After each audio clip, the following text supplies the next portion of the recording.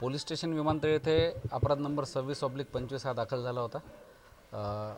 कोळेकर नावाची जी व्यक्ती होती, मुलगा होता, त्यांचा खून झालेला होता।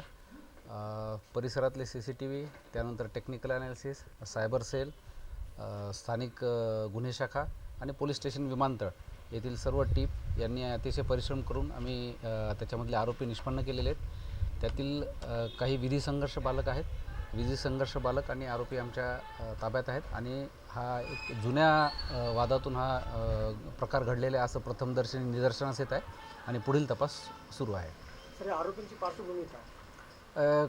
हे जे आरोपी आहेत हे सर्व स्टुडंट आहेत आणि त्यांनी का केलं याचा डिटेल आता चौकशी आम्ही सुरू केलेली आहे। तर यातल्या एका आरोपीनं त्या मर्डर झाल्यानंतर स्टेटस ठेवला होता धारणा 302, त्याच्या ID वरती देखील अशा पद्धतीचं 302। बरोबर आहे, हा तपासाचा भाग आहे। आम्ही ते पुरावे म्हणून आम्ही जप्त करू आणि पुढील तपास करू। सर, आपण पाहतो अल्पवयीन विद्यार्थी सध्या अशा सोशल मीडियावरती अशा पद्धतीच्या स्टोरी लावतात किंवा अशा कलमा वगैरे हे करतात, त्यांच्यासाठी काय आव्हान आहे? कारवाई होऊ शकते? कारवाई निश्चितपणे होऊ शकते आणि माझी सर्व पालकांना देखील आग्रहाची विनंती आहे की आपले जे पाल्य आहेत हे अशा प्रकारच्या कुठल्या ॲक्टिव्हिटीमध्ये इन्व्हॉल्व आहेत का त्यावर त्यांनी लक्ष ठेवावे।